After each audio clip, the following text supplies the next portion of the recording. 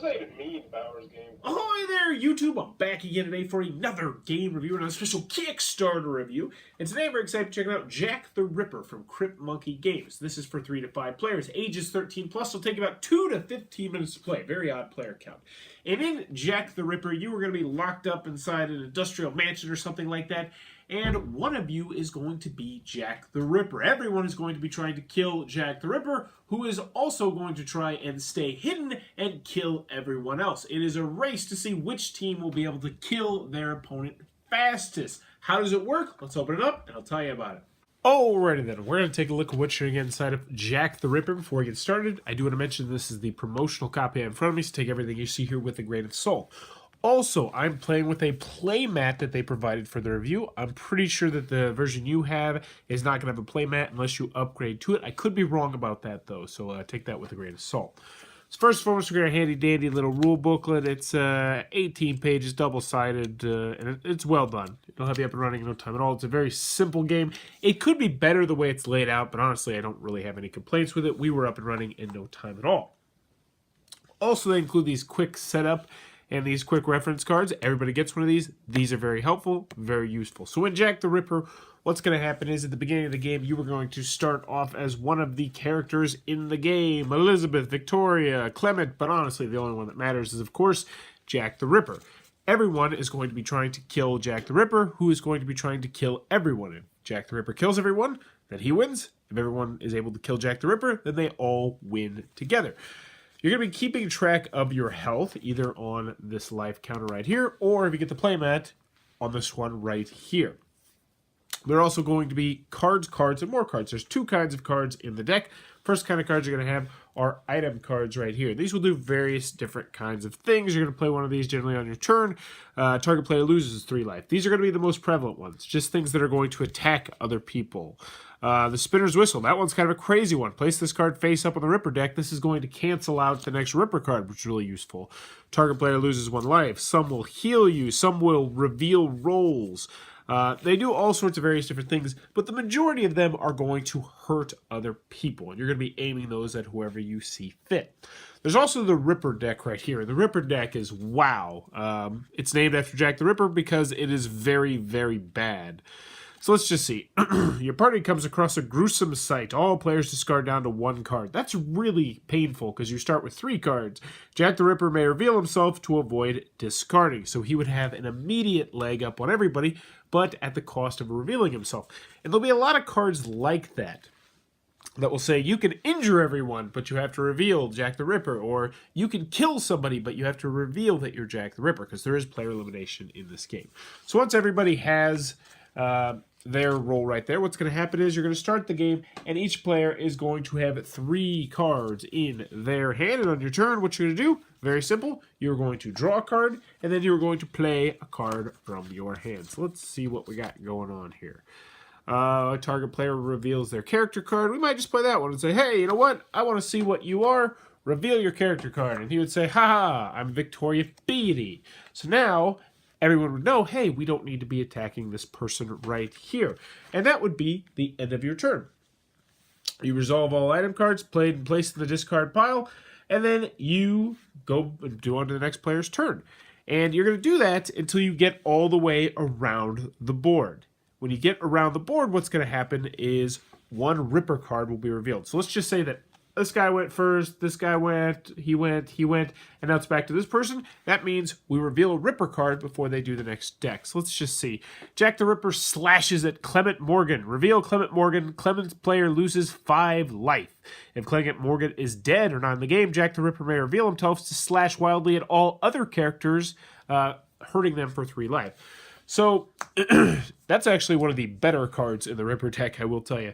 So anywho, you're going to continue to go around until either all the characters are dead, except for Jack the Ripper, or until the players are able to kill Jack the Ripper, at which point that party will win the game. And that, in a nutshell, is how Jack the Ripper is played.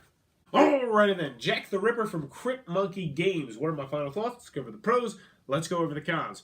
First, on the cons side, the game's not going to be for everybody for a couple different reasons. 3 to 5 players, very restricted player count. It's also a very simplistic game. You're going to draw a card, and you're going to play a card, and you're going to try and stay alive, and you're going to try and kill people on your turn. and there's not much variety as to what you're going to do on your turn, which stems from the fact that there's just way too many cards in the item deck that are too similar, at least for my liking. The majority of the cards in the deck are just going to be things: deal 2 damage, deal 3 damage, deal 4 damage, deal 1 damage, deal 3 damage, deal 4 damage, deal 2 damage. So when you actually do get a special card, you're like, ooh, this is cool, this does something neat. But the majority of the cards you're going to encounter are just, oh, I'm going to deal 3 damage to somebody, which is a little bit of a disappointment. I would like more variability with the cards. Also, another con that I have with the game is that there's player elimination in the game, which is not going to be for everyone. Now, I don't mind player elimination in games, especially in a game that is this short and this quick. But it can feel cheap. It definitely can feel cheap in this game, especially if it's like the first turn and you draw a Ripper card and it's just like, oh, look, Elizabeth's dead. And that's just what the Ripper card says. And you're like, oh, crap, I'm dead already? We just started. So that does feel a little bit cheap, but the game is so quick that it doesn't bug me. It sounds terrible, but it's not as terrible as it sounds because the game is so quick. Another con that I had with the game is the artwork is not going to win any awards anytime soon. It is mediocre at best. I'll definitely put it that way. Also, the graphic design, it's just okay. Nothing here is going to wow anybody presentation-wise. Another con that I have with the game, and I don't know if you really consider this a con, is that I like playing with the play mat a lot better than I did just playing with the cards. Because I have a feeling this game is going to come with the cards first and foremost, but you can add on for the player mat. I'm just saying I would recommend the player mat. I liked it a lot. It takes a little bit off the portability, but still, I really enjoy the player mat. Any other cons I have of the game? Oh, balancing-wise, I worry a little bit slightly balance-wise. It felt like it was very difficult with 3 players. It felt like 4 was just the right sweet spot, and it felt like it was just a little bit too easy at 5 players. Now, it wasn't a huge deal. Like, we still had games at 3 players where the good guys won and Jack the Ripper lost, and vice versa. But it just felt, at least to me, 3 players kind of favored the villagers a little bit, or favored Jack a little bit more. 4 players a sweet spot. 5, you know what I'm saying here. 3 favored Jack the Ripper. 5 favored the villagers just a little bit.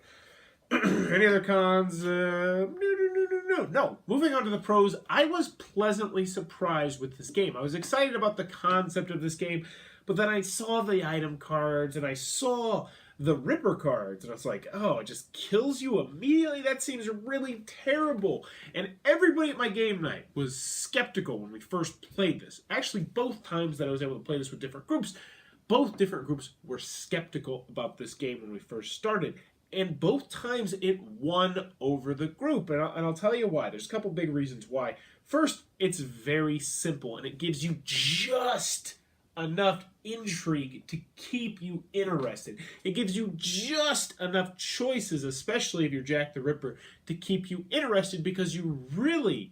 the Ripper deck is going to do a lot of work for Jack the Ripper, so his primary goal early on is just to kind of lay low, to deflect suspicion, and there's some cool ways that you're able to do that. There's also when those fun item cards come up, because I really like some of the unique item cards that will cause people to like switch roles and reveal roles, and I like that an awful lot. They just don't come up as much as I would like them to. The playmat is very helpful and useful. The flavor text, while cheesy, is actually humorous in a cheesy way. And if you have one of those groups that's like reading the flavor text, like the Hangman's Noose, this may not be a weapon of war, but it was definitely created to destroy. It's so bad, it's good territory there with the flavor text, so we actually enjoyed reading off that. We got into the theme a little bit. Play is very quick. If you don't go for the playmat, it's going to be portable, which is always a good thing. And surprisingly, I'm definitely recommending Jack the Ripper. We had a good deal of fun with it. I would like to see more variety in the cards, but still, not a bad one to check out if you're in the market for a quicker filler game, easy to learn, easy to teach. Check out Jack the Ripper from Crypt Monkey Games, coming to a Kickstarter near you very, very soon. If you enjoyed this review, please be sure to click on the subscribe button down below in the comments below. Let me know, murder mysteries, are they your thing? Do you enjoy murder mysteries? For me personally, murder mysteries really hit close to home, but I've always enjoyed murder mysteries. I used to Unsolved Mysteries. It was one of my favorite shows growing up. It used to scare the living crap out of me. Just the theme song just scared me to death. But murder mysteries. Do you enjoy? Let me know in the comments below. And as always, thanks for your time, YouTube.